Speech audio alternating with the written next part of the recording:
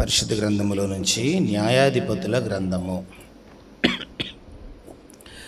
4వ అధ్యాయం. పరిశుద్ధ బైబిల్ గ్రంథములో నుండి న్యాయాధిపతుల గ్రంథము 4వ అధ్యాయము 1వ వచనం. ఏహూదు మరణమైన తరువాత ఇశ్రాయేలీయులు ఇంకను యెహోవా దృష్టికి దోషులైరి గనుక యెహోవా హాసోరులో ఏలు కానాను రాజైన యాబీను చేతికి వారిని అప్పగించెను. అతని సేనాధిపతి అన్యుల హరోషేతుల్లో నివసించిన సిసేరా. అతనికి 900 ఇనుప రథములు ఉండెను. అతడు 20 సంవత్సరములు ఇశ్రాయేలీలను కఠినమైన బాధ పెట్టగా ఇశ్రాయేలీలు యెహోవాకు మొరపెట్టిరి. ప్రార్థన. దయగలిగిన మా తండ్రి, నీ కొందనాలయ్యా, నీ మహాప్రేమను బట్టి మీ నామాన్ని స్తుతిస్తున్నాను తండ్రి. ఈ సమయంలో మీరు మాతో మాట్లాడండి. మీ మెలనైన స్వరాన్ని మేము వినుటకు దయ చూపండి. నిలబడి మీ దాసుని నిష్ప్రయోజకుడినయ్యా, కరుణించి మమ్మల్ని దర్శించు నాయన. యేసు నామములో ప్రార్థించి వేడుకుంటున్నాము తండ్రి, ఆమేన్. మంచిది ప్రియులారా, దేవుని పరిశుద్ధ గ్రంథంలో న్యాయాధిపతుల గ్రంథము 4వ అధ్యాయాన్ని మనం చదువుకున్నాం. న్యాయాధిపతుల గ్రంథము 4వ అధ్యాయములో మొదటి వచనం, యెహూదు మరణమైన తరువాత ఇశ్రాయేలీయులు ఇంకను యెహోవా దృష్టికి దోషులైరి. యెహోవా దృష్టికి దోషులైరి. దేవుడు ఇశ్రాయేలు ప్రజలను ఆత్మీయంగాను భౌతికంగాను సరిచేయటానికి, నడిపించటానికి కొందరు న్యాయాధిపతులను దేవుడు ఏర్పాటు చేసుకున్నాడు. దేవుడు ప్రవక్తలను, సేవకులను, న్యాయాధిపతులను, రాజులను, కాపరులను, అపోస్తలులు వీళ్ళందరూ దేవుని ప్రజలైన వారిని క్రమపరచటం కొరకు, వారు తప్పిపోయినప్పుడల్లా వారిని సరిదిద్దటం కొరకు, వారిని దారిలోకి తీసుకురావటం కొరకు, వారిని హెచ్చరించటం కొరకు, వారికి దేవుని మాటలు ప్రకటించటం కొరకు దేవుడు ఏర్పాటు చేసుకున్న వారు. కనుక దేవుడు ఏర్పాటు చేసుకున్న సాధనములలో ఒక సాధనం పేరే న్యాయాధిపతి, న్యాయాధిపతులు. కనుక న్యాయాధిపతుల ఈ పుస్తకంలో 4వ అధ్యాయంలో ఇశ్రాయేలీయులు యెహూదు మరణమైన తరువాత దోషులయ్యారు అని రాయబడింది. అంటే పరిపాలించే వ్యక్తి మరణించిన తరువాత, హెచ్చరించే వ్యక్తి మరణించిన తరువాత మరలా వీళ్ళు పాత జీవితంలోకి వెళ్ళిపోవటం వీళ్ళకి అలవాటు. మరలా పాత నడకలోకి వెళ్ళిపోవటం వీళ్ళకి సర్వసాధారణం. ఇప్పటి వరకు మనం ఇలాగ ఉండబట్టి ఎన్నో శ్రమలు వచ్చినాయి. కనుక మన కళ్ళ ముందు నాయకుడు ఉన్నా లేకపోయినా మన పరమనాయకుడు యేసయ్య దేవుడున్నాడు కనుక భయముతో బ్రతకాలి అనే భావన వీళ్ళకు ఉండేది కాదు. కళ్ళ ముందు కనిపించకపోతే సరే వెంటనే మరలా వీళ్ళు లోకంలోకి జారుకునేవారు. కనుక దేవుని వాక్యంలో ఎప్పుడైతే వీరు అలాగూ మరలా పాపంలోకి వెళతారో వీరి ఆత్మీయ శ్రేయస్సు కోరిన దేవుడు భౌతికంగా వీరిని కాస్త శ్రమకు అప్పగిస్తాడు. ఏదో ఒక రాజు మరలా వీళ్ళ మీద దాడి చేస్తాడు. కనుక వీరికి ఎప్పుడైతే శరీరానికి నొప్పి తగులుతుందో మరలా మొరపెట్టుకుంటారు. ఇది విధానం. జారిపోయేవాళ్ళు దేవుడు కొట్టేవాడు, మొరపెట్టుకునేవారు. జారిపోయేవాళ్ళు దేవుడు ఏదో ఒక దెబ్బ కొట్టేవాడు, మరలా మొరపెట్టుకునేవారు. ఇలాగూ జరుగుతున్న విధానాన్ని మనము దేవుని వాక్యంలో చదువుకున్నాం. ఇది ఒక్క సందర్భంలో కాదు. చదవండి న్యాయాధిపతుల గ్రంథం పరిశుద్ధ గ్రంథములో 3వ అధ్యాయము 5వ వచనం. న్యాయాధిపతుల గ్రంథం 3వ అధ్యాయము. కాబట్టి ఇశ్రాయేలీయులు కనానీయులు, హిత్తీయులు, అమోరీయులు, హిత్తీయులు, యెబూసీయులను జనుల మధ్య నివసించు వారి కుమార్తెలను పెండ్లి చేసుకొనుచు వారి కుమారులకును తమ కుమార్తెలను ఇచ్చుచు వారి దేవతలను వారు ఏం చేశారంట. కనుక ఇది తప్పిపోవటం అంటారు. అసలు వారితో వియ్యమందవద్దు, స్నేహం చేయవద్దు, దూరంగా మీరు బ్రతకాలి అంటే అవేవి పట్టనట్టు, అవేవి విననట్టు, అవేవి వీరికి బోధించనట్టు. కనుక వారు అలా బ్రతుకుతూ ఉండేవాళ్ళు. పాపమునకు లోకానికి చక్కగా అలవాటు అయిపోయిన వాళ్ళు. చక్కగా వాళ్ళతో వీళ్ళు కలిసి విందులు వినోదాలు పండుగలు పబ్బాలు గడుపుకుంటూ దేవునికి దూరం అయిపోయేవాళ్ళు. మరి ఇలాంటి పరిస్థితుల్లో ఉన్నప్పుడు దేవుని కోపం రాదా? దేవుడు కోపపడడా? దేవుడు నొచ్చుకోడా? దేవుడు ఖచ్చితంగా బాధపడతాడు. కనుక వారు వీరితో కలిసి వివాహం చేసుకోవటమే కాకుండా వారు అన్య సంబంధమైన ఆచారాలు చేసి దోషులైపోయారు. 4వ అధ్యాయము 6వ అధ్యాయం 1వ వచనం. 6వ అధ్యాయం ఇశ్రాయేలీలు యెహోవా దృష్టికి దోషులైనందున, ఇందులో కూడా మనం చదువుతున్నాం. 6వ అధ్యాయం 3లో దోషులయ్యారు, 4లో దోషులైపోయారు, 6వ అధ్యాయంలో కూడా వాళ్ళు దోషులైపోతూ వచ్చారు. కనుక వీళ్ళు దేవుని దృష్టికి నేరం చేసిన వారిగా, పాపం చేసిన వారిగా ఉన్నందున దేవుడు వీరిని ఆ కఠినమైన యజమానులకు, అధికారులకు అప్పగించాడు. అప్పుడు వారు యెహోవాకు మొరపెట్టిరి. ఇప్పుడు ఏం జరిగిందో చదువుదాం. 4వ అధ్యాయము 4వ వచనం. ఆ కాలమున లప్పీదోతునకు భార్య అయిన దెబోరాను ప్రవక్తి ఇజ్రాయిలకు న్యాయాధిపతిగా ఉండెను. గమనించండి, ఆ కాలమున న్యాయాధిపతులు పరిపాలిస్తున్న రోజుల్లో. కనుక మరి యెహూ కాలము, అతని మరణ తర్వాత వచ్చిన కాలములో నిజంగా దెబోరా అనే ఒక స్త్రీ యెహోవాకు ఎలాగున్నదంట, ఆమె దెబోరా ప్రవక్తి ఇజ్రాయిలకు న్యాయాధిపతిగా, అంటే ప్రవక్తిగా పనిచేస్తున్నారు, 2 న్యాయాధిపతిగా కూడా ఆమె ఏం చేశారు? పనిచేశారు. కనుక ప్రవక్తిగా పనిచేస్తున్నారు, దేవుని యొక్క మాటలు వినటం, దేవుని మాటలు ప్రజలకు అందించటం. న్యాయాధిపతిగా కూడా పనిచేశారు. యుద్ధాలు, కరువులు, కష్టాలు వచ్చినప్పుడు దేవుని మనిషిగా వారిని హెచ్చరించటం, సరిచేయటం. కనుక అన్ని విషయాల్లో ఈమె ఒక మంచి నేర్పరి అయిన పని వ్యక్తిగా, దేవుని ప్రతినిధిగా ఆ బ్రతుకుతున్నట్టు దేవుని యొక్క వాక్యంలో ప్రియులారా మనం చదువుతూ ఉన్నాం. కనుక ఆ కాలములో దేవుని ప్రజలు మొరపెట్టుకున్నప్పుడు, దేవుని ప్రజలకు శత్రువులైన వారిని ఎలాగూ ఎదిరించాలో అర్థము కాని పరిస్థితుల్లో ఉన్నప్పుడు దేవుడు ఈ దెబోరా అనే స్త్రీ ద్వారా ఒక అద్భుతమైన వ్యక్తిని పరిచయం చేశాడు. చదువుదాం 4వ అధ్యాయం.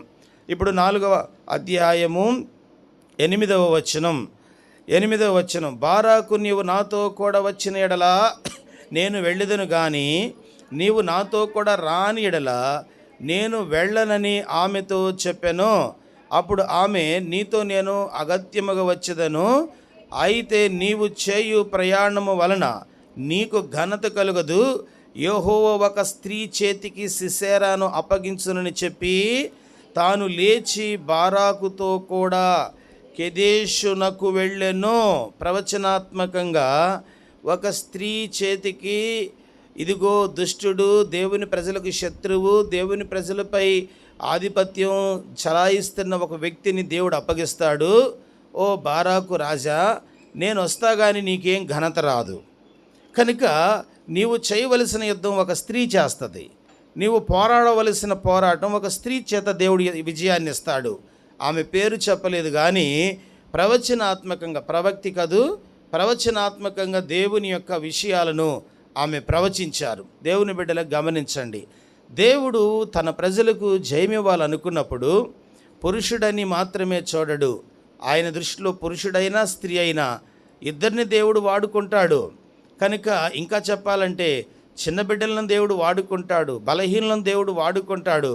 దావీదు చిన్నవాడే, పెద్ద గొలియాతును ఓడించడానికి దేవుడు వాడుకోలేదా? ఇజ్రాయేలు చిన్నదేను, భయంకరమైన సిరియా సైన్యాధ్యక్షుడైన నయమాను కుష్ఠరోగం అనే విషయంలో ప్రవక్త యొద్దకు ఆమె నడిపించలేదా? గమనించారా? 5 రొట్టెలు 2 చేపలు అందించిన వారు చిన్నపిల్లలు కాదా? దేవుడు ఒక వ్యక్తిని వాడుకోవాలనుకున్నప్పుడు, దేవుడు ఒక వ్యక్తి ద్వారా విజయాన్ని ఇవ్వాలనుకున్నప్పుడు పరిస్థితులకు అతీతంగా, నిజంగా స్త్రీ పురుష భేదమునకు అతీతంగా, చదువు విజ్ఞానమునకు అతీతంగా, ధనము పేదరికమునకు అతీతంగా, జ్ఞానము మొరటుతనమునకు అతీతంగా, ఒంటరితనము సమూహమునకు అతీతంగా, బలమునకు బలహీనతకు అతీతంగా దేవుడు అద్భుతం చేయగలిగిన వాడు. కనుక ఇలాంటి సెటప్లోనే నేను విజయం సాధిస్తాను అని ఎప్పుడు అనుకోకూడదు. బలహీనతల మధ్య కూడా దేవుడు తన ప్రజలకు శక్తినిచ్చాడు. అనేక సమూహాలుగా ఉండి కూడా తన ప్రజలు ఓడిపోయిన సందర్భాలు ఎన్నో ఉన్నాయి. కనుక దేవుని యొక్క వాక్యములో ఇజ్రాయేలు ప్రజలు బలహీనతల్లో ఉన్నప్పుడు వారు దోషులై మొరపెట్టగా ప్రార్థన వినిన దేవుడు వారి మీద కనికరపడి వారి పక్షాన దేవుడు ఒక స్త్రీని వాడుకొన్నాడు. ఆమెలో ఉన్న 3 శ్రేష్టమైన విషయాలు ఈ మధ్యాహ్నం ధ్యానం చేసుకుందాం. 4వ అధ్యాయము 17వ వచనాన్ని చదువుదాం. 4వ అధ్యాయం. హసోరు రాజైన యాబీనుకును కయీనీయుడైన హెబెరు వంశస్థులకును సమాధానము కలిగి ఉండెను గనుక సిసెరా కాలి నడకను కయీనీయుడగు హెబెరు భార్య అయిన యాయేలు గుడారమునకు పారిపోయెను. దేవుని ప్రజల శత్రువు ఎక్కడికి, ఏ గుడారానికి వెళ్ళాడంట? యాయేలు గుడారమునకు పారిపోయెను. కనుక యాయేలు గుడారములోకి దేవుని ప్రజలను చంపాలి, కొట్టాలి, యుద్ధం చేయాలి, వీరిని అణగద్రొక్కాలి అనుకున్న వ్యక్తి వచ్చి పడ్డాడు. ఇప్పుడు ఏం చేయాలి చెప్పండి? నిజంగా ఈ యొక్క సిసెరాని చూసిన ఈ యాయేలు ఏం చేయాలి? సిసెరాకు 900 ఇనుప రథాలు ఉన్నాయి. సిసెరాతో మంచి సంబంధం కలిగి ఉంటే ఒక 10 రథాలైనా ఈమె తీసుకోవచ్చు. లేక అతడు ఒక అద్భుతమైన సైన్యాధ్యక్షుడు, అతని సైన్యములో ఈమె భర్తకు మంచి పోస్టు, ఉద్యోగం ఇప్పించుకోవచ్చు. లేదా అతని విషయములో ఈమె కాస్త మరుగుగా, అంటే అతనికి భద్రతను కల్పిస్తే ప్రస్తుతం ఆమెకి కాస్త వెండో బంగారమో కానుకగా ఆమె పుచ్చుకోవచ్చు. కానీ ఆమె దేవుని పక్షాన, దేవుని ప్రజల పక్షాన ఆలోచించటం ప్రారంభించింది. తాత్కాలికంగా వచ్చే లాభాల కంటే, తాత్కాలికంగా వచ్చే బహుమానాల కంటే, తాత్కాలికమైన ఈవుల కంటే శాశ్వతమైన దేవుడు, శాశ్వతమైన దేవుని ప్రజల క్షేమమే తన పని అని ఆమె భావించింది. దేవుని బిడ్డలుగా, విశ్వాసులుగా మన ఆలోచన విధానములో గొప్ప మార్పు రావాలి. మనము ఎప్పుడైతే భౌతికమైన వాటికంటే దేవుణ్ణి ఎక్కువగా ప్రేమిస్తామో అప్పుడే దేవుని పని అంటే ఏంటో మనకు అర్థమైద్ది. అప్పుడే దేవుని యొక్క పని వెనుకున్న మాధుర్యం మనకు అర్థమైద్ది. కనుక ఈ యొక్క యాయేలు అనబడే ఈ స్త్రీ ఏం చేసింది? ఆమె నేను దేవుని పని కొరకు ఏర్పాటు చేయబడిన పాత్రను అనుకున్నది తనలో. నేను దేవుని ప్రజల కొరకైన వ్యక్తిని అని తన మనస్సులో అనుకున్నది. నేను దేవుని పక్షాన ఉండవలసిన ఒక విశ్వాసిని ఆమె అని అనుకున్నది. కాబట్టి ఆమె బహు వివేకముగా ప్రవర్తించింది. ఆమెలో ఉన్న మొదటి లక్షణం ఏంటంటే, నేను దేవుని ప్రజల మనిషిని, నేను దేవుని పక్షపు మనిషిని అని ఆలోచించటం ప్రారంభించింది. విశ్వాసులుగా మన జీవితాల్లో ఎప్పుడైతే దేవుని ఇంటిలో కాలు పెట్టామో, అంటే దేవుని మందిరములోకి వచ్చామో, అప్పుడు మనం కలగాలి, నేను దేవునికి చెందిన వ్యక్తిని, నేను దేవుని ప్రజలకు చెందిన వ్యక్తిని. ఈ భావన మనలో కలగకపోతే మనం ఇంట్లో ఉన్న ఏం ఉపయోగం? అంతే కదా. అప్పుడప్పుడు తల్లిదండ్రులు బాధపడతారు, పేరుకి ఇంట్లో ఉన్నారే కానీ ఏమీ పట్టదన్నా, అసలు ఏమి చూడరు, ఏ పనుల్లో సహాయం చేయరు, అసలు ఎందుకు వస్తారో ఎందుకు పోతారో కూడా తెలియదు. ఏంటో తల్లిదండ్రులు కొందరు బిడ్డలను బట్టి దుఃఖపడేవారు లేకపోలేదు. కనుక మనము ఏ ఇంటిలో ఉంటున్నామో ఆ ఇంటికి మనం మేలు చేసేవారై ఉండాలి, ఆ ఇంటిని గూర్చి ఆలోచించేవారై ఉండాలి, ఆ ఇంటిని గూర్చి మనము మంచి సదుద్దేశం కలిగిన వారమై ఉండాలి. యాయేలు చూడండి, తన ఇంటికి వచ్చిన వ్యక్తిని చూడగానే ఆమె మనసులో కలిగిన ఆలోచన, నేను దేవుని పక్షాన పని చేయాలి అనుకుంది.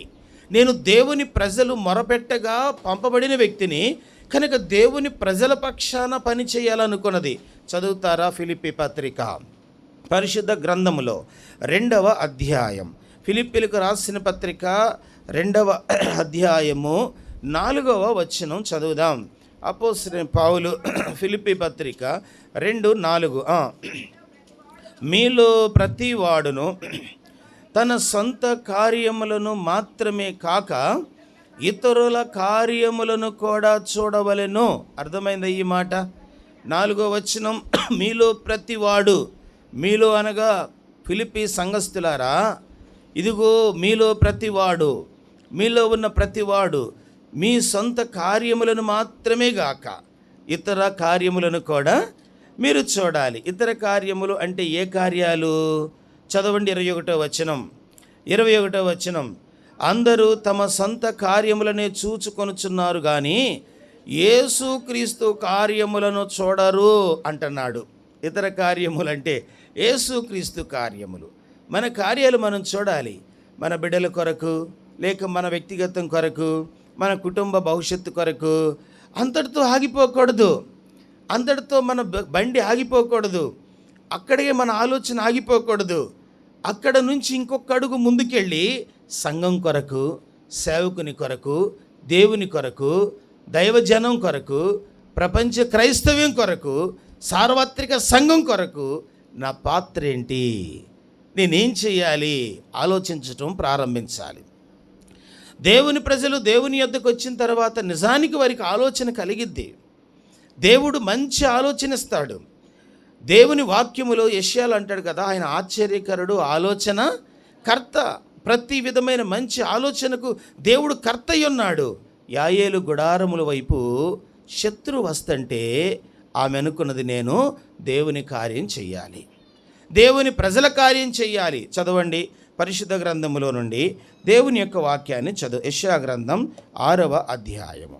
దేవుడు అంటున్న మాట, యెషయా గ్రంథము 6వ అధ్యాయము 8వ వచనం చదువుదాం. 8వ వచనం, అప్పుడు నేను ఎవరిని పంపెదను, మా నిమిత్తము ఎవడు పోవునని ప్రభువు సెలవీయగా వింటిని. అంతటా నేను చిత్తగించుము, నేనున్నాను, నన్ను పంపుమనగా. దేవుడు అంటున్నాడు, నేను ఎవరిని పంపెదను, మా నిమిత్తం ఎవడు పోవును అని ప్రభువు సెలవీయగా వింటిని. నా నిమిత్తం ఎవరు వెళ్తారండి? దేవుడు అంటున్నాడు, పరలోకంలో ఉన్న దేవుడు అంటున్నాడు, నా నిమిత్తం భూమి మీదకి ఎవరు వెళ్తారు? మా నిమిత్తం వెళ్ళి 4 ముక్కలు వీళ్ళకి ఎవరు చెప్తారు? నా నిమిత్తం వెళ్ళి వీళ్ళకి ఎవరు దేవుని గురించి మాట్లాడతారు, దేవుని గురించి పాడతారు, దేవుని విషయాలు వీళ్ళకి ఎవరు బోధిస్తారు? కనుక నా నిమిత్తం లేక మా నిమిత్తం ఎవరు వెళతారంటే ప్రవక్త యెషయా ఏమంటున్నాడు, నేను చిత్తగించుము, నేనున్నాను, నన్ను పంపు. నీవు చెప్పవలసిన మాట ఇది. ప్రభా, నీ పక్షాన్ని నేను లేనా? నేను రక్షించేవే, నన్ను నీ రక్తంలో నన్ను కడిగావే, నా కొరకు నీవు నిజంగా ధవళవర్ణుడు రత్నవర్ణుడు అయిన నీవు రూపమంతా కోల్పోయావే, నీ కొరకు నేను ఆ మాత్రం వెళ్ళలేనా? నీ కొరకు నేను ఆ మాత్రం పని చేయలేనా? నీ కొరకు నేను ఆ మాత్రంగా ఆలోచించలేనా? నేను ఇలా చెప్పాలి, నేను ఇలా ఆలోచించాలి. ప్రతివాడు తమ సొంత కార్యములే చూచుకొనుచున్నారు కానీ యేసుక్రీస్తు కార్యములను చూడరు. గమనించిన, యాయేలు గుడారము వైపు దేవుని ప్రజల శత్రువు వస్తూ ఉండగా యాయేలుకు వచ్చిన ఆలోచన ఏంటో తెలుసా? ఇప్పుడు నేను దేవుని పక్షాన పని చెయ్యాలి. ఎవరి పక్షాన? తన పక్షాన తను పని చేసుకుంది అనుకోండి, ఆమె ఏం చేసిద్ది? శత్రువుకి మంచిగా విందు, శత్రువుతో చేతులు కలపటం, శత్రువుతో కలిసి నడవటం, శత్రువు ఇచ్చే బహుమానాలను బట్టి ఆనందించటం, ఇది మాత్రమే జరుగుతుంది. కానీ ఆమె దేవుని ప్రజల క్షేమం కోరుకున్న స్త్రీ, ఆమె దేవుని సంఘక్షేమం కోరుకున్న విశ్వాసి, ఆమె దేవుని మహిమను ప్రాముఖ్యంగా వెతకటానికి నేర్చుకున్న స్త్రీ, దేవుని విషయాల పట్ల అవగాహన కలిగిన స్త్రీ. ఆమె దేవుని కొరకు పనిచేయటకు తన్ను తాను సిద్ధపరచుకున్నట్లుగా ప్రియులారా మనం చదువుతూ ఉన్నాం. రక్షణ పొందిన ప్రతి వాడు లేక ప్రతి వ్యక్తి దేవుని కొరకు పని చేయటం నేర్చుకోవాలి. అర్థమైందా? మనము క్రొత్తగా జన్మించాం అంటే శారీరపరమైన జన్మ ఉన్నది. ఆ జన్మించిన వ్యక్తికి కాళ్ళు, చేతులు, కళ్ళు, ముక్కు, నోరు, జ్ఞానేంద్రియాలు ఇవన్నీ కలిగి ఉంటాయి. కనుక వయసు పెరుగుతున్న కొలది కాళ్ళు పనిచేస్తాయి, నడవటం, చేతులు పనిచేస్తాయి, కదులుతాయి, కళ్ళు పనిచేస్తాయి, చూస్తాయి, నోరు మాట్లాడుతుంది, పనిచేస్తుంది, ముక్కు వాసన పీలుస్తూ ఉంటుంది, పనిచేస్తుంది, బ్రెయిన్ ఆలోచిస్తుంది, పనిచేస్తుంది. కనుక వయసుతో సంబంధం లేకుండా డేస్ బేబీ మొదలుకొని ఈ లోక యాత్ర ముగించే వరకు నీ ప్రతి ఆర్గన్ పనిచేస్తుంది. పని చేయకపోతే ఏమంటారు? పారాలసిస్ వచ్చింది అంటారు. ఏమంటారు? చెయ్యి పని చేయటం లేదండి. చెయ్యి ఉన్నది కానీ చెయ్యి పని చేయదు. కాలు ఉన్నది కానీ కాలు పని చేయదు. నోరు ఉన్నది కానీ నోరు పని చేయదు. దేవుని కొరకు పని చేసే నోరు, దేవుని కొరకు పనిచేసే చెయ్యి, దేవుని కొరకు పనిచేసే కాలుగా నీవు మారాలి. యాయేలు ఉన్న స్పెషల్ ఏంటో తెలుసా? ఆమెలో ఉన్న ప్రత్యేకత ఏంటంటే, నేను దేవుని యొక్క ప్రజల కొరకు ఏం చేయాలి అని ఆలోచన కలిగిన వ్యక్తి. రెండవది చదవండి, ఇదే న్యాయాధిపతుల గ్రంథము, పరిశుద్ధ గ్రంథం 4వ అధ్యాయము 18వ వచనాన్ని చదువుదాం. 18వ వచనం. అప్పుడు యాయేలు సిసెరాను ఎదుర్కొనబోయి అతనిని చూచి, నా ఏలినవాడ నా తట్టు తిరుగుము భయపడకుమని చెప్పినందున అతడు ఆమె గుడారమున, గమనించండి, బహు వివేకము కలిగి శత్రువు యొక్క నడతలు కనిపెట్టింది. వచ్చినవాడు మామూలు వ్యక్తి కాదు, ఇతడు శత్రువు కనుక శత్రువును వెంటనే నువ్వు శత్రువు వెళ్ళిపోని కేకవేయలేదు. బహు వివేకము కలిగి మాట్లాడుతుంది. వివేకము కలిగి ఆమె నోరు తెరుస్తుంది. ఏమని సంబోధించింది? 18లో, అప్పుడు యాయేలు సిసెరాను ఎదుర్కొనబోయి అతను చూచి, నా ఏలినవాడా నా తట్టు తిరుగుము భయపడకుమని చెప్పినందున అతడు ఆమె గుడారమున, లేకపోతే ఆమె గుడారంలోకి వెళ్ళేవాడు కాడు. అంటే ఆమె గుడారములోకి స్వాగతించడానికి ఇష్టపడింది, కానీ మనసులో ఆమెకు తెలుసు ఇతడు శత్రువు అని. శత్రువుకు తన ఇంటిలో స్థలం ఇచ్చింది ఎందుకు? పోషించడానికి కాదు. శత్రువుకు స్వాగతం పలికింది ఎందుకు? ప్రేమించటానికి కాదు. శత్రువుకు తన ఇంటి వైపు రమ్మని నా ఏలినవాడా అని సంబోధించింది ఎందుకు? గౌరవం ఉండి కాదు. ఇతడు దేవుని ప్రజల శత్రువు, ఇతన్ని నేనే జయించాలి అనుకుంది.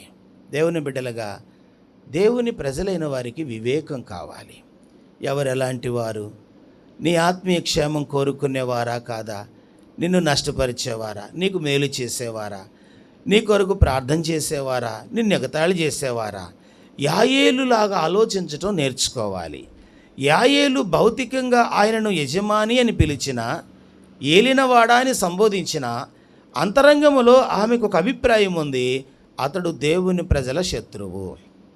అతడు ఎవరు శత్రువు అంట? దేవుని ప్రజల శత్రువు. అందుకే బైబిల్ చెప్తుంది, వివేకము కలిగిన నాయకునివై నువ్వేం చేయాలంట? యుద్ధం చేయాలి. వివేకము కలిగిన వ్యక్తిగా ఉండాలి. వివేకము కలిగిన వ్యక్తిగా ఉండి నీ శత్రువును నీవు పసిగట్టే వ్యక్తిగా జీవించడం నేర్చుకోవాలి. ఈ దినాల్లో చాలా నష్టాలు, చాలా భయంకరమైన ఘోరాలు జరగడానికి కారణం ఏంటంటే, వారి భౌతిక పై రూపాన్నే మనుషులు లెక్కల్లోకి పరిగణలోకి తీసుకుంటున్నారు, కానీ వారి అంతరంగాన్ని పసిగట్టలేకపోతున్నారు. దానికి 2 ప్రధానమైన కారణాలు. వీరు కూడా శరీర సంబంధులై ఉంటారు. 2, ఆత్మీయ విషయాలు తెలుసుకునే అంత భక్తిలో ఇంకా వీళ్ళు నడవలేదు. అది విషయం. అప్పుడు అలా అనుకోలేదన్నా, ఏదో అబ్షలోము లాగా ఉండేసరికి మంచివాళ్ళు అనుకున్నాం. అప్పుడు ఇలా అనుకోలేదు, యెజబెల్ లాగా ఉండేసరికి చాలా గొప్ప వ్యక్తి అనుకున్నాం అంటుంటారు. కనుక 4 అడుగులు ముందుకు నడిచిన తర్వాత అసలు వాళ్ళేంటో తెలుస్తుంది. యాయేలుకు అవసరం లేదు. అతడు తన కళ్ళ ముందుకు రాగానే 900 ఇనుప రథాలు కలిగిన సిసెరా ఎంత దుర్మార్గమైన స్వభావముతో ఉన్నాడో ఆమె అర్థం చేసుకోగలిగింది. ఆమె ఆలోచించగలుగుతుంది. అందుకే తన ఇంటిలోకి అతనిని ఆహ్వానించింది. ఆ శత్రువు అని గ్రహించింది. శత్రువు ఏం చేస్తాడు? మేలు చేస్తాడా? చెప్పండి, మేలు చేస్తాడా? ఆపదలోనే మంచి మాటలు మాట్లాడతాడు. అవసరంలోనే నీతో ఒడంబడికి చేస్తాడు. కష్టకాలంలోనే నీ కొరకు ప్రాణమైన ఇస్తానంటాడు. అవసరం తీరిన తర్వాత నీ ప్రాణం తీసేస్తాడు. శత్రువు చేసే పనిది. శత్రువు ఎందుకు వస్తాడు? దోచుకోవడానికే వస్తాడు. నిర్గమాకాండం 15వ అధ్యాయం చదువుతారా? పరిశుద్ధ గ్రంథంలో నుండి నిర్గమాకాండం 15వ అధ్యాయం 9వ వచనం. నిర్గమాకాండం 15వ అధ్యాయం 9వ వచనాన్ని జ్ఞాపకం. తరిమెదను, కలిసి కొనేదను, దోపుడు సొమ్ము పంచుకొనేదను, వాటి వలన నా ఆశ తీర్చుకొనేదనని, నా కత్తి దూసెదను, నా చెయ్యి వాని నాశనము చేయనని శత్రువు. ఎవరనుకున్నారంట? శత్రువు ఏమనుకుంటాడు? తరుముతాను, కత్తి దూస్తాను, నా చెయ్యి వాడిని దోచుకుంటుంది, నాశనం చేస్తానని శత్రువు అనుకొనెను. శత్రువు ఏది మంచిదనుకోడు. మత్తయి సువార్తలో యేసుప్రభు శిష్యులు అడిగారు, ప్రభువా, బోధకుడా, మనం గోధుమలే నాట్యాం, వాటి మధ్య గురుగులు మొలిసినాయి. గురుగులు ఎక్కడి నుంచి వచ్చినాయి? మనం విత్తింది గోధుమలు కదా, గోధుమలు పంట కొరకు కదా ఈ భూమి వ్యవసాయము. కానీ మధ్య మధ్యలో కలుపు మొక్కలు వచ్చినాయి, గొరుగులు వచ్చేసినాయి. కారణం ఏంటంటే ప్రభు చెప్పాడు, అది శత్రువు పని. ఎవరి పని అంట? కుటుంబాల మధ్య కలుపు మొక్కలు పెడుతుంటాడు, భార్య భర్తల మధ్య గొడవలు పెడుతుంటాడు, తల్లి బిడ్డల మధ్య సమస్యలు పుట్టిస్తూ ఉంటాడు, సమాధానంగా ఉన్న సంఘములో గలిబిలి సృష్టిస్తూ ఉంటాడు. శత్రువు పని. శత్రువు నెమ్మది లేకుండా చేస్తాడు, నిద్ర లేకుండా చేస్తాడు, గందరగోళానికి లోను చేస్తాడు. కనుక యాయేలు నిజంగా సిసెరాను శత్రువుగానే చూసింది. నీవు నీ శత్రువుని శత్రువుగా చూడకపోతే నీకు ప్రమాదం. నీ ఆత్మీయ శ్రేయస్సు కోరని వ్యక్తి, నీ పరిశుద్ధతను అర్థం చేసుకునే వ్యక్తి, నీ విశ్వాసము విషయమై భంగమును కలిగించే వ్యక్తి, నీ సాక్ష్యమును పాడు చేయాలనుకునే వ్యక్తి, నీ ఎదుగుదలను ఓరవలేని వ్యక్తి, నీ విశ్వాస జీవితమునకు దినదినము అడ్డుపడే వ్యక్తి స్నేహితుడవుతాడా? చెప్పండి, స్నేహితుడవుతాడా? దేవుని ప్రజల యొక్క ఎదుగుదల మీద 900 ఇనపరథాలతో యుద్ధం చేయడానికి వచ్చిన వ్యక్తి స్నేహితుడవుతాడా? 900 ఇనపరథాలు కలిగిన సిసెరా యాయేలు అతనికి పైకి ఏలినవాడా అని సంబోధించింది, కానీ లోపల ఆమె హృదయం మండుతుంది, ఇతడు శత్రువు. బైబిల్లో మీరు గమనించండి, జ్ఞానము కలిగి ప్రవర్తించిన ప్రతి వ్యక్తి శత్రువును అద్భుతంగానే స్వాగతించారు, ఆ తరువాత వారిని అంతమొందించారు. చదవండి ఎస్తేరు గ్రంథము, పరిశుద్ధ బైబిల్ గ్రంథములో నుండి ఎస్తేరు గ్రంథం 5వ అధ్యాయం. ఎస్తేరు గ్రంథము 5వ అధ్యాయము 7వ అధ్యాయము 5వ వచనం.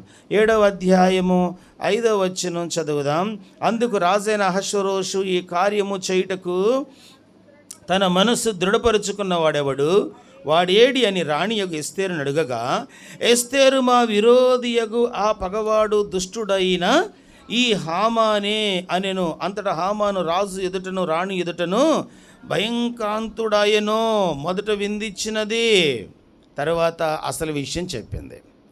7వ అధ్యాయంలో 2వ వచనం చదువుతుంటే, రాజు ఎస్తేరు రాణి, నీ విన్నపం ఏమిటి? అది నీకు అనుగ్రహించబడి నీ మనవేమిటి?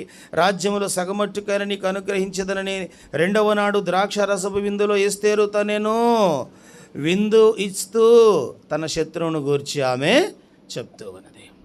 కనుక వివేకం కలిగిన స్త్రీలు వీళ్ళు దేశాన్ని బాగు చేసే స్త్రీలు, తమ జాతిని బాగు చేసుకునే స్త్రీలు, తమ కుటుంబాలను బాగు చేసుకునే స్త్రీలు, తమ సంఘక్షేమం కొరకు ఆలోచన కలిగిన స్త్రీలు వీళ్ళు.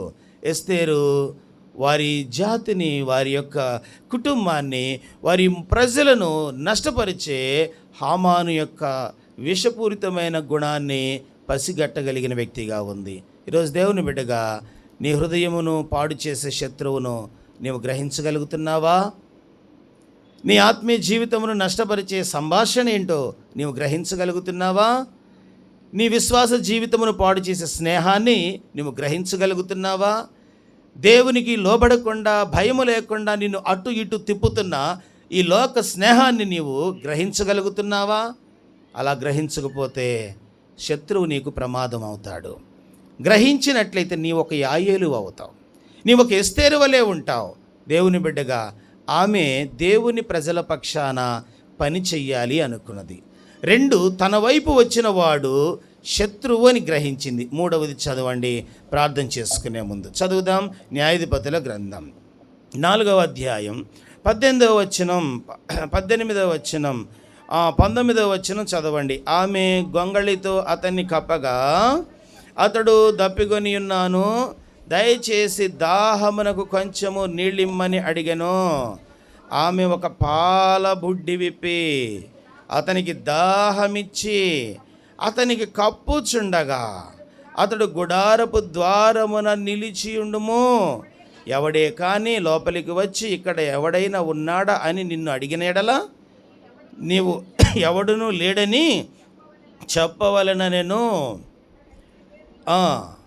పిమ్మట హేబేరు భార్య అయిన యాయేలు గుడారపు మేకు తీసుకొని సుత్తి చేత పట్టుకుని అతని యొద్దకు మెల్లగా వచ్చి అతనికి అలసట చేత గాఢ నిద్ర కలిగి ఉండగా నేలకు దిగుమట్టుకు ఆ మేకును అతని కణతలలో దిగగొట్టగా 22లో అతడు చచ్చెను. దేవునికి స్తోత్రం. శత్రువును ఇంటిలోనే ఉండి చంపగలిగిన యుద్ధశాలి.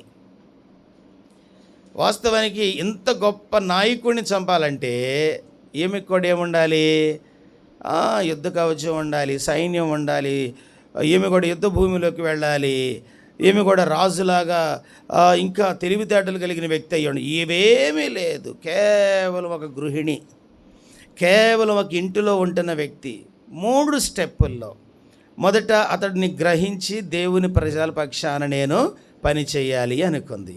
2, అతన్ని గౌరవంగా ఆహ్వానించింది, కానీ మనసులో అతడు ఎవరో తెలుసుకుంది. 3వది ఏం చేసిందో తెలుసా? అలసటతో ఉన్న వ్యక్తికి పాలబుడ్డి ఇచ్చి. రోమీలకు రాసిన పత్రిక చదువుతారా? పరిశుద్ధ గ్రంథం 12వ అధ్యాయం, రోమాపత్రిక 12వ అధ్యాయము 20వ వచనం. రోమీలకు రాసిన పత్రిక 12వ అధ్యాయం 20వ వచనం. కాబట్టి నీ శత్రువు ఆకలి కొని ఉంటే అతనికి భోజనం పెట్టుము, దప్పికొని ఉంటే దాహమునకిమ్ము. అలాగూ చేయటం వలన అతని తల మీద నిప్పులు కుప్పగా, ఆకలి కొని ఉంటే భోజనం పెట్టు, దప్పికొంటే నీళ్ళివ్వు. అలా చేయటం ద్వారా ఏం జరుగుతుందంట? అతని తల మీదకి నిప్పులు కుప్ప అన్నమాట. కనుక క్రొత్త నిబంధన కాలములో యాయేలు పుట్టకపోయినా క్రొత్త నిబంధన విషయాలు తెలుసుకోగలిగిన తెలివైన పరురాలు, క్రొత్త నిబంధన విషయాలు చక్కగా నెరవేర్చుకున్న వ్యక్తిగా ఉంది. శత్రువుని తెలిసి ఇంటిలోకి ఆహ్వానించినది. దాహం అనగానే నీళ్లకు బదులు పాలబుడ్డి తీసుకొచ్చింది. ఎందుకు? ప్రేముండి కాదు. ఆమె నిజముగా ఆ దేశపు రాజు చేయలేని యుద్ధం, అక్కడున్న దేవుని ప్రజలందరూ చేయలేని యుద్ధం, దేవుని ప్రజలకు తలనొప్పిగా మారిన ఈ వ్యక్తిని ఎలాగూ జయించాలో ఆలోచన కలిగిన వ్యక్తిగా ఆ ఒక్క స్త్రీ ఇంటిలోనే ఉండి శత్రువుని ఏం చేసిందంట? చంపెను. దెబోరా ఏం చెప్తుంది? 4వ అధ్యాయము పరిశుద్ధ గ్రంథం 9వ వచనం. అప్పుడు ఆమె, నీతో నేను అగత్యముగా వచ్చేదను, అయితే నీవు చేయు ప్రయాణం వలన నీకు ఘనత కలుగదు. యెహోవా ఒక స్త్రీ చేతికి సిసెరాను. చెప్పండి, ఎవరా స్త్రీ? చెప్పండి, ఎవరంట? కనుక ముందుగానే ప్రవచించింది. శత్రువును దేవుడు ఒక స్త్రీ చేతికి ఇవ్వబోతున్నాడు. నువ్వు కంగారు పడిన అవసరం లే, దిగులు పడిన అవసరం లే. దేవుని ప్రజల పక్షాన, దేవుని ఇంటి పక్షాన, దేవుని సంఘ పక్షాన దేవుడు యుద్ధం అంటే తెలియని ఒక యాయేలును వాడుకున్నాడు. కత్తి ఎలా తిప్పాలో తెలియని ఒక సాధారణమైన స్త్రీని దేవుడు వాడుకున్నాడు. నిన్ను వాడుకోడా? నీవు కూడా ఆలోచన కలిగి ఉండు, వివేకం కలిగి ఉండు, ప్రార్థనా పరురాలుగా ఉండు. నీ ఇంటిలో నుండి నువ్వు పోరాడవచ్చు. నీ ఇంటిలో ఉండి నీవు చేయవలసిన యుద్ధం ఏంటో తెలుసా? ప్రార్థనా యుద్ధం చేయాలి. నీ కుటుంబంపై జరుగుతున్న దాడి, నీ బిడ్డలపై జరుగుతున్న సాతాను కుతంత్రాలు, నెమ్మది లేకుండా చేసే సాతాను గలిబిలి, వీటన్నిటినీ వాక్యమనే సుత్తి తీసుకొని, ఆమె ఏం తీసుకుంది? చేత్తో సుత్తి తీసుకుంది. ఆ సుత్తితో కణతల్లో కొట్టింది. కణతల్లో ఎందుకు కొట్టింది? సిసెరాకు ఆలోచన కలిగేది అక్కడే, అతని ఆలోచన వచ్చేది అక్కడే, అతని ప్రాణం ఆయుపట్టు అక్కడే. కనుక శత్రువును ఎక్కడ కొట్టాలో ఎరిగిన స్త్రీగా ఉంది. ఈరోజు నీవు నేను యాయేలు వలె ఉంటే ఎంత బాగుండు. మనము యాయేలు వలె ఆలోచన కలిగిన వారు ఉంటే ఎంత బాగుండు. ఆమె చేత వాక్యమనే సుత్తి పట్టుకుంది, వాక్యమనే ఖడ్గాన్ని చేత పట్టుకుంది. కనుక ప్రమాదకరమైన వ్యక్తిని ప్రార్థన ద్వారా, వాక్యము ద్వారా, విశ్వాసము ద్వారా, మోకాళ్ళ జీవితము ద్వారా ఇంటిలో ఉండి నీవు జయించవచ్చు. గమనించారా? తన అన్న 400 మంది సైన్యంతో ఎదురొస్తున్నాడని యాకోబుకు తెలిసిన వెంటనే అతడు ఏం చేశాడు? అతడు కూడా సైన్యాన్ని సమకూర్చుకున్నాడా? అతడు కూడా ఇంకా వారిని వీరిని బ్రతిమలాడి నా అన్నతో పోరాడి నాకు విడుదలివ్వండి అని బ్రతిమలాడుకున్నాడా? మోకరించటం నేర్చుకున్నాడు. ప్రభా, భయం ఉన్నది, ప్రభా బ్రతుకుతానో లేదో తెలియదు. బిడ్డలు, భార్యలను, పశువులను, పనివారిని ఎబ్బోకురేవు దాటించాడు. ఒక్కడే మిగిలిపోయాడు. రాత్రి అయినది. రాత్రి కాగానే భయం 100 రెట్లు పెరిగిపోయింది. అయినా ప్రార్థించటం ఆగలేదు, మోకరించటం ఆగలేదు. కన్నీరు కారుస్తూనే ఉన్నాడు. దేవుడు ప్రత్యక్షమయ్యే వరకు బ్రతిమలాడుతున్నాడు. పేరుకు సహోదరుడే కానీ గత కాల మోసాన్ని బట్టి భయంతో నింపబడ్డాడు. కనుక భయము నుంచి విడిపించే దేవుడు, శత్రువు యొక్క ఆలోచన నుంచి విడిపించే దేవుడు ఉన్నాడని పెనుగులాడి ఆదికాండంలో రాయబడింది, నీవు నన్ను ఆశీర్వదిస్తే గాని నేను నిన్ను వదలను. ఆశీర్వదించే వరకు ప్రార్థన ద్వారా యాకోబు ఇజ్రాయేలుగా మారాడు. ప్రార్థన ద్వారా గొడ్రాలుగా ఉన్న హన్న అద్భుతమైన కుమారునికి తల్లిగా మారినది. ప్రార్థన ద్వారా ఆది సంఘము పరిశుద్ధాత్మను పొందారు. ప్రార్థన ద్వారా అనేకులు అద్భుతాలు చూడగలిగారు. ప్రార్థన ద్వారా అనేకులు రక్షించబడ్డారు. ప్రార్థన ద్వారా అనేక కుటుంబాలు కట్టబడిని. ఇంట్లో ఉండి నేనే యుద్ధం చేస్తానని నీవు అనుకోవద్దు. నీ ఇంటిలో నీవు చేయవలసిన యుద్ధం ప్రార్థనా యుద్ధం. బైబిల్లో రాయబడింది, మత్తయి సువార్త 6వ అధ్యాయములో, నీవు ఉపవాసం ఉండినప్పుడు ఎవరికి కనబడకుండా పరలోకమందున తండ్రి మాత్రమే ఎరుగునట్లు, రహస్యమందు చూచు నీ తండ్రి నీకు ప్రతిఫలం ఇచ్చినట్లు రహస్యం అనే గదిలోకి వెళ్ళి నీవు ప్రార్థన చేయమని చెప్పాడు. నీ ఇంటిలో ప్రార్థన పోరాటం ఉన్నదా? ప్రార్థన యుద్ధము కలిగిన వ్యక్తిగా ఉన్నావా? యాయేలు ఇంట్లో శత్రువు వచ్చాడు. అలసట తీర్చుకునే లోపే అతన్ని చంపేయాలి. తిరిగి అతడు కళ్ళు తెరవకముందే, తిరిగి అతడు బలం పుంజుకోక మునుపే, అతడు లేచి మరలా యాయేలు మీద దాడి చేయకముందే, శత్రువు మీద ప్రతీకారం తీర్చుకునే సమయంలో యాయేలు అద్భుతంగా పనిచేసింది. శత్రువును పోషిస్తున్నావా? శత్రువును తొక్కివేస్తున్నావా? ఆలోచించి. శరీర సంబంధమైన భావోద్రేకాలు, శరీర సంబంధమైన ఆలోచనలు, చూపుల ద్వారా, మాటల ద్వారా, నడక ద్వారా నీ ఆత్మీయ జీవితాన్ని నష్టపరిచే శత్రువు శరీరములో నుండి పెళ్ళు బిక్కుంటూ పైకి వస్తుంటే ఆత్మ సంబంధమైన వాక్య ఖడ్గముతో ఎందుకు నువ్వు కంట్రోల్ చేయలేకపోయావు? మోకరించి ఎందుకు నీవు దేవుని సన్నిధిలో జయాన్ని సాధించలేకపోయావు? పరిశుద్ధాత్మ సహాయముతో ఎందుకు నీవు నూతన పురుషుని శక్తిని ప్రదర్శించలేకపోయినావు? యాయేలు వలె ఎప్పుడు మారుతావు? యాయేలు వలె ఎప్పుడు ఉంటావు? యాయేలు 3 విషయాలు గమనించినది. తన వైపు వస్తున్న వ్యక్తి మామూలు వాడు కాడు. ఇప్పుడు నేను దేవుని ప్రజల పక్షాన పని చెయ్యాలి అనుకున్నది. రెండవదిగా, ఆ వచ్చిన వ్యక్తి శత్రువు అని గ్రహించి, పైకి ఏలినవాడా అన్నదే కానీ ఆమె మనసులో అతడు శత్రువు అని గ్రహించినది. మూడవదిగా, అతడు నిద్రపోయినప్పుడు తిరిగి మేలుకొనక ముందే వాక్యమనే సుత్తే, వాక్యమనే ఖడ్గమును చేతబట్టి అతని ఆలోచనలను చంపివేసింది. ప్రార్థన చేయబోతున్నాను, ప్రభువా నన్ను ఒక యాయేలు వలె మార్చు. నా కుటుంబాన్ని గలిబిలి చేసే శత్రువు ఇంకా ఉన్నాడు. మా హృదయంలో నెమ్మది లేకుండా చేసే శత్రువు పనిచేస్తున్నాడు మా ఇంటిలో. ప్రార్థన అనే ఖడ్గము ద్వారా, ప్రార్థన పోరాటము ద్వారా నేను జయించుకునే వ్యక్తిగా ఉంటా. జయించే వ్యక్తిగా నన్ను చేయని ప్రభువుని అడిగితే అంత మేలు. బైబిల్ పరిశుద్ధ గ్రంథం చెప్తుంది, యేసుక్రీస్తు ప్రభువులో ఆయన యందు విశ్వాసం ఉంచిన బిడ్డలకు యేసుక్రీస్తు ద్వారా దేవుడు జయమును అనుగ్రహిస్తున్నాడు. ఆయన తన జయమును మన జయంగా ఇవ్వటానికి ఆయన ఇష్టపడుతున్నాడు. ఓటమిని బట్టి, ఓడిపోతానేమోననే భయాన్ని బట్టి, నష్టపోతానేమోనే భయాన్ని బట్టి, నాపై ఉన్నవారు నాకంటే అధికులనే భయాన్ని బట్టి ఈరోజు నువ్వు బయటికి రా, ఒక యాయేలుగా మారు. మోకరించు, ప్రార్థన చేసుకుందాం. ప్రభు సన్నిధిలో దేవుని బిడ్డగా, ప్రభువా నన్ను కనికరించు నాయన, నేను నీ మహిమ కొరకు బ్రతుకుతాను నాయన. నాలో ఉన్న బలహీనతల నుంచి నాకు విడుదల ఇవ్వండి. నేను యాయేలు వలె ఆలోచించలేకపోయినా, దేవుని పిల్లల పక్షాన నేను పని చేయాలని ఆలోచించలేకపోయినా, ఎప్పుడు నా సొంత పనులు, ఎప్పుడు నా సొంత కార్యాలు, వీటి కొరకే నేను అలసిపోయినా, వీటి కొరకు నేను పరిగెత్తినా, ఓ ప్రభువా నన్ను క్షమించు. నీ వలె యాయేలు కూడా అనుకుంటే సిసెరాని ఎవరు చంపుతారు? సిసెరా లేకుంటే నీకు నాకెంత కీడు, ఎంత నష్టం. వారందరి పక్షాన ఒక యాయేలు దేవుని మనిషిగా మారింది. నువ్వు సంఘం అంతటి క్షేమం కొరకు దేవుని మనిషిగా మారవా? సంఘ అభివృద్ధి కొరకు దేవుని యొక్క సేవకుడుగా మారవా? దేవుని మహిమ కొరకు నీవు ఒక యాయేలులాగా మారవా? శత్రువును పసిగట్టిన జ్ఞానము నాకు అని నువ్వు ప్రభువుని అడగవా? ఆమె ఇంటిలోనే ఉండి ఇంటిలోని శత్రువును హతం చేసింది. నీవు ఇంటిలోనే యుద్ధం చేసే యుద్ధశాలిగా మారు. ఇంటిలోనే నీవు ప్రార్థనా యోధురాలుగా మారు. ఇంటిలోనే నీవు వాక్య ఖడ్గమును చేతబట్టు. ఇంటిలోనే నీవు నీ ఆత్మీయ జీవితమును నష్టపరిచే అంధకార సంబంధమైన చీకటి శక్తులతో పోరాడి విజయం సాధించాలని ప్రభు కోరుకుంటున్నాడు. మన ప్రభు యేసుక్రీస్తు మన కొరకు సిలువలో మనకు విజయాన్ని ఇచ్చాడు. ఆ విజయాన్ని నీ విజయంగా దేవుడు తీసుకోమని చెప్తున్నాడు. నాకు ఆయన విజయాన్ని ఇచ్చాడు. మనకు ఆయన విజయశీలుడుగా ప్రత్యక్షం అవుతున్నాడు. ప్రార్థన చేసుకో. కృంగిపోవద్దు, దిగులు పడవద్దు, శత్రువుని చూసి నలిగిపోవద్దు. విజయం ఇచ్చే దేవుడున్నాడు. యాయేలు లాంటి వాళ్ళని ఇన్స్పిరేషన్గా తీసుకో.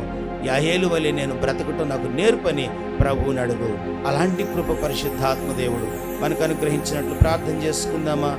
ప్రార్థనలో అందరూ ఏకీభవించండి.